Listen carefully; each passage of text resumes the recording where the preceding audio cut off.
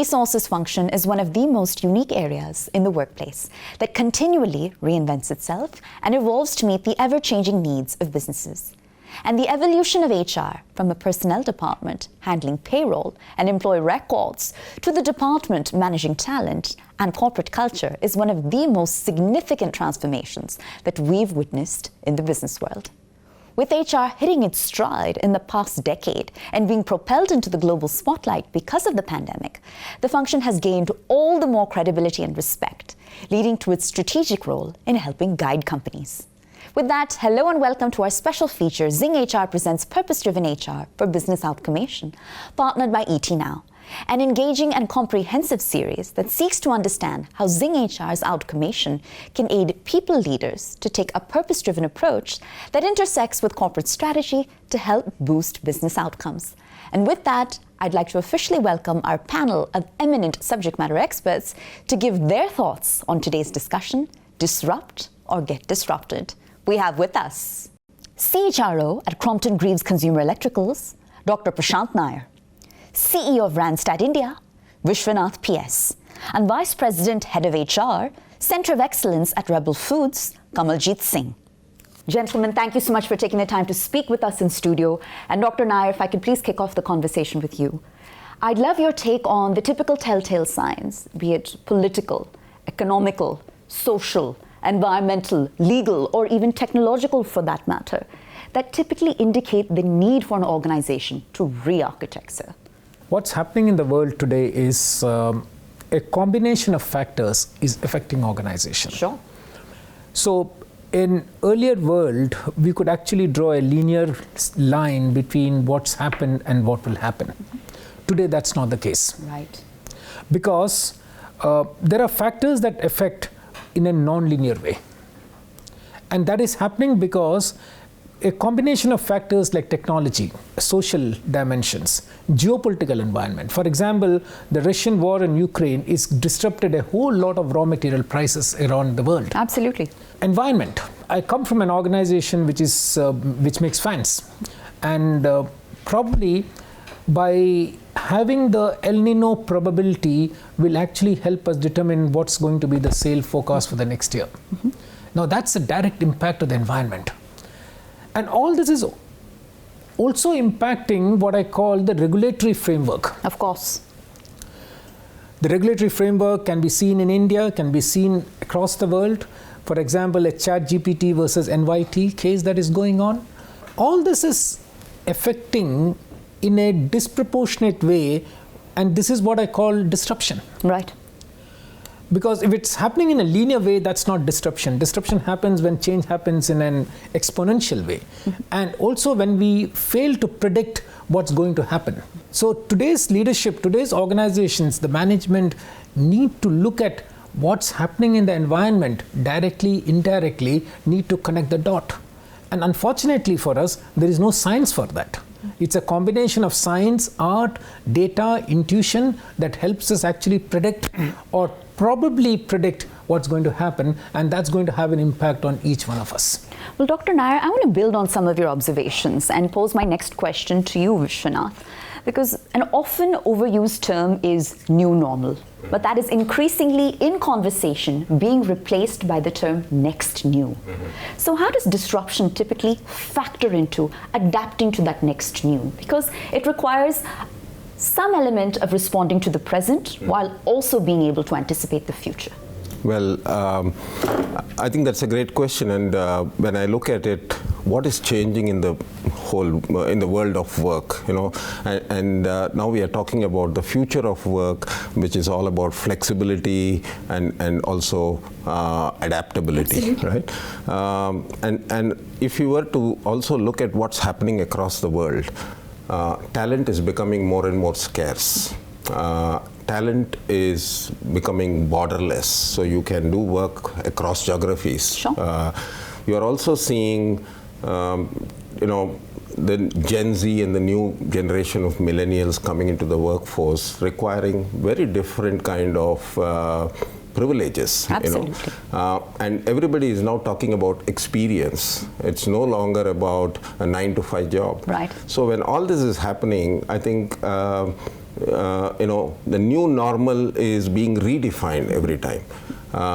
So I think we are expected to perform and transform at the same time, because organizations need to do what they need to do today, and at the same time they also need to prepare for the future. We have been talking about future ready ever since COVID happened. Right. And I often ask myself, what is future ready? Because when you talk about the future, you're always going to be, it's very scary. Sure. You don't know what's going to change. Right. Because if I were to ask you in 2040, how do you look at your business? You're going to be very scared. You don't know what's going to change, right? So I think the way I look at it is I ask myself this question: what would clients want in 2040? I look at what is not going to change rather than looking at what's going to change, which will bring in fear. What's not going to change? Clients are going to say, I need the best product, sure, at the lowest cost, at the most, as the fastest cycle time. Right. And if I'm going to work on these three things and maybe design my product, design my service, then 90% of the time I'm going to get it right. So to me, I think that's what I call it as the new... disruption in the next new. Yeah, disruption in the next new. Phenomenal, and that sets for some wonderful context upon which I'd like to now come to you, Kamaljeet, because I think broadly speaking, a disruption can be defined in, say, three buckets, whether it's disruption by design, disruption by default, right, or simply disruption for disruption's sake. Right. And I'd love your understanding of how you distinguish between the three, and perhaps examples from within the four walls of your own organization where this scenario holds relevant. At Rebel Foods, what we've done is, led the disruption in the market at various points. One of the examples that I would really like to speak about is what we call now the cloud kitchens or dark kitchens. This was not a term that was, there when Rebel Foods started. So Rebel Foods, as many of the people would know, was started as a Fasos, as right, a single brand, let's say, entity or a restaurant company. And what we realized during the course of the existence of Fasos was that a lot of people were ordering food through telephones, and they had never seen a single shop of ours, visited our restaurant, or been inside any of our, let's say, kitchens. And this was like a light bulb moment or right, an epiphany, wherein we thought, why not move away from high street presence and move into back alleys and save costs on, let's say, rentals or marketing, those kind of things. And that's what happened. We moved into back alleys, we created cloud kitchens. That was the term that got coined eventually. And now today we are sitting in a multi-brand company operating out of the same premises and using the same resources, utilizing the same talent, right, to deliver to the customers different kinds of foods, depending on what kind of cuisine they would like to eat at what point of time, sure, with what social, let's say, circles. I think that's what I call disruption by design. That's what we led and we delivered, and that's created a whole new segment altogether. Absolutely. And building on that, I want to come back to you now, Dr. Nair, and I'd love your take on the extent to which board members can perhaps leverage the HR function in the context of creating a more inclusive and progressive disruption-focused culture, sir. A culture that transcends and essentially trickles down to all levels of the organization. Can I respond to Absolutely. one of the questions that you asked earlier? Please, sir. And how the transformation is affecting the business? Yeah. So, Crompton, we also have another organization called Butterfly, and that's in kitchen appliances space.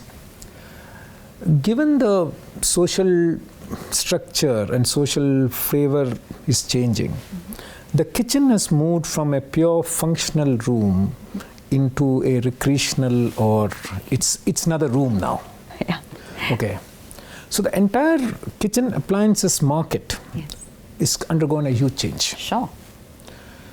The earlier, say 20, 25 years back, the woman was supposed to be in the kitchen. Today that's changed completely. Right. The kitchen's now the heart of the house. And that creates its own way what an organization should look at. So that makes a change in my talent strategy, that makes change in my marketing strategy. So that's how change happens now, actually. And so the follow-up component of my question, in the context of leveraging the HR function to drive that disruption, sir. The talent is critical. Yeah. And more fundamentally than talent, capability is critical. Yes. So the board, there was a time when board were concerned about financials. I think it's very good evolvement of the board process. They're now concerned about people. That's great. Beyond people, I think we should look at capability and society. Sure. I think the critical thing is that how do the capability ecosystem of the organization work with the larger society aspirations and dreams? Sure. And that's where the role of the board would come in. Right. And building on the role of the board and kind of cornering in and honing in on the HR function specifically, Vishwanath, they play an incredibly influential role in shaping all people management practices. So I'd love your take on how disruption is increasingly driven by not just tech, but HR tech. What are the frameworks that have perhaps proven to be particularly effective in your view? Well, I think the role of HR, as you said, has changed. It's moved away from the administrative tasks to more business-centric partnering, co-creating strategy, exactly, supporting the business in terms of their talent needs. And today the talent needs, from what we heard from the other panelists, is also very different. Most of the routine jobs are going to be done by AI and robots. Right. So, but you need people with intellectual curiosity to design these and manage these. Right. So I think HR obviously has got to change the way they operate. HR tech is becoming more and more important. Today, I think we have a lot of data, but what you need to make decisions is insights. Right. So I think I need to be, if I'm managing a team of 1,000 people remotely, I need to know how they feel. Right. And that feeling is very hard to measure through metrics, but it could be pulse surveys, it could be ask me anything kind of sessions where you get to know what the people feel. Right. And second thing is, I think it's also about the belongingness. Do I belong to this organization? So I think, is this organization inclusive? Are they looking at sustainability goals, whether it's climate change or reducing inequalities? So I think HR has a big role to play in co-creating the strategy, and they have to be the the ears and arms of the company in terms of giving the business leaders the right approach, and in terms of what systems and processes they need to invest, so that less time is spent on collating data, more time is spent on making the right decisions. Actionable insights. Right.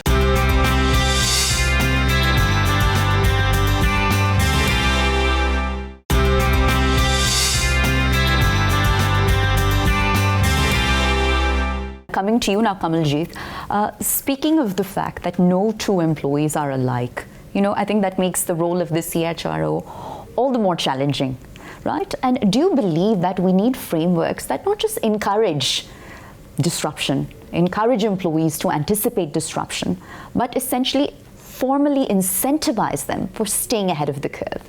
And what are some tried and tested approaches that you might recommend? So I think it's not just the employees who need to be, ahead of the curve or need to know that disruption is coming in. It's also the leaders, and I think that's where it needs to start in, right at the top, that they need to be prepared all the time. And one of the things I think that really helps is foresight and data insights that the organizations really need to capitalize on and predict that yes, disruption is coming in their own domain, or some other domain is going to come in which is going to disrupt them along the way. Let me give an example here.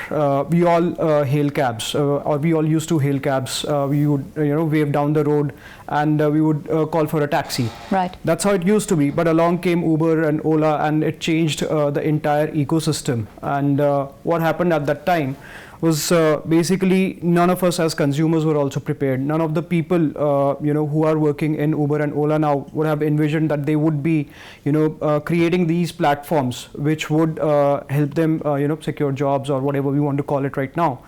But at the same time, that also threw in a lot of data points in terms of where the industry was heading, how people were earning money on daily basis, and that gave rise to something, let's say we call it all gig workers. That economy has come into play.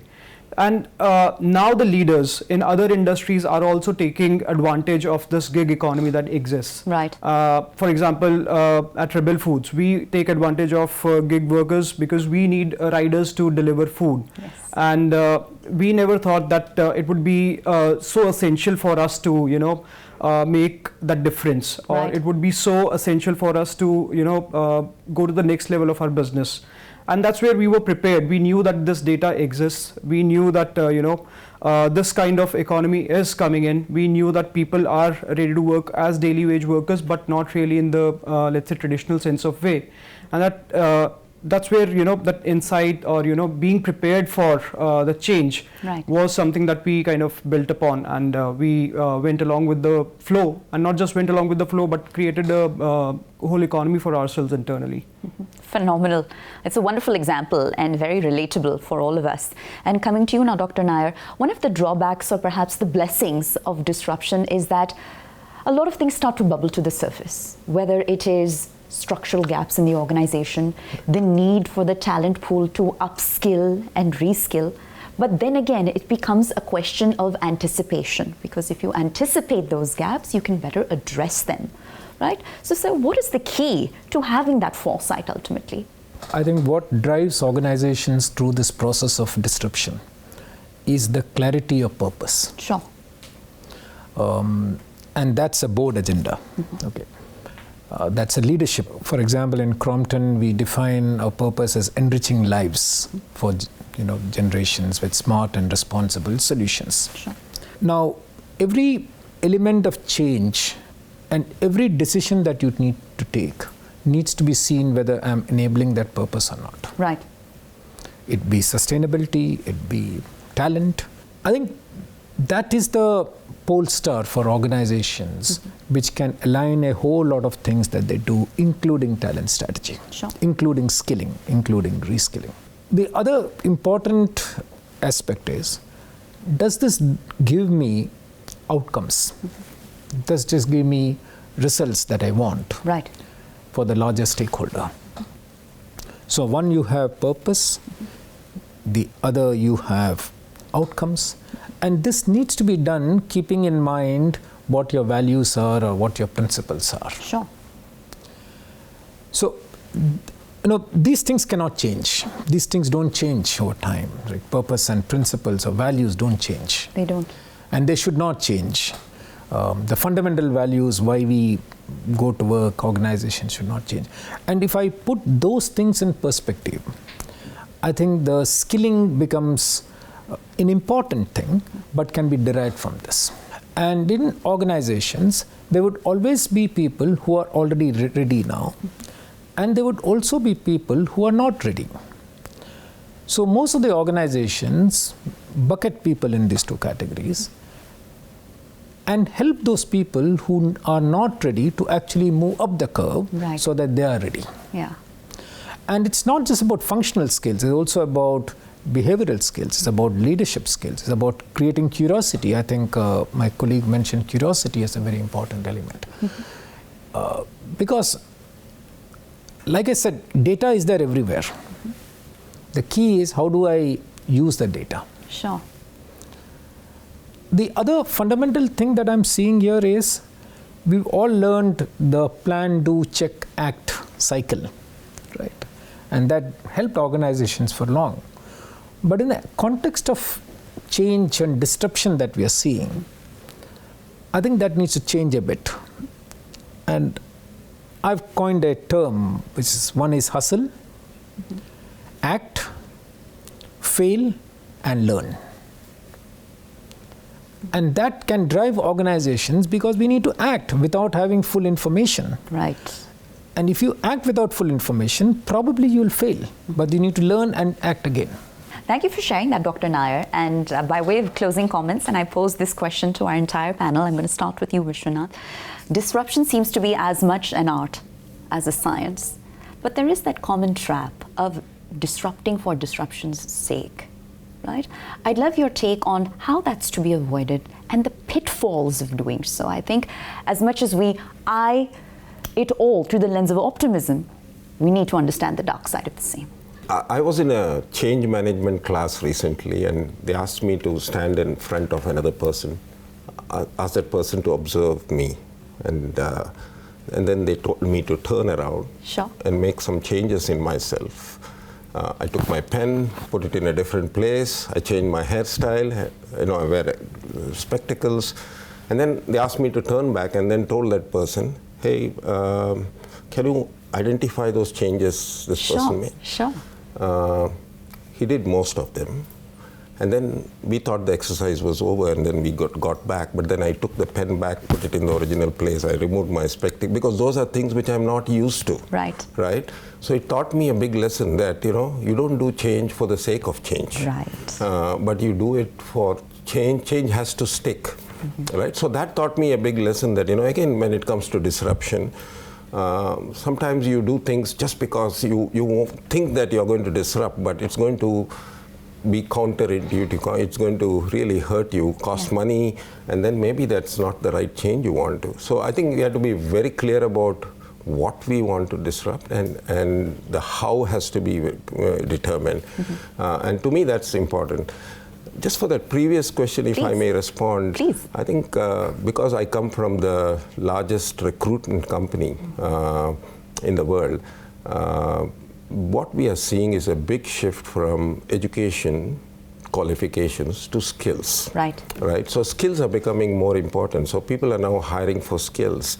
And what it means is the skills that are needed today may not necessarily be the skills that is needed in the future. So reskilling, upskilling, I think these are extremely important. The question is, when does the talent realize that, hey, I think I'm going to be redundant if I continue to do this? And do I need to make that investment, or is it my employer's prerogative to invest in me? So these are some questions which are dilemmas right now. There is no right or wrong answer, but I think it has to be both ways. Yeah, and thank you for pointing that out, sir. And I'll come to you now, Kamaljit, with the same question.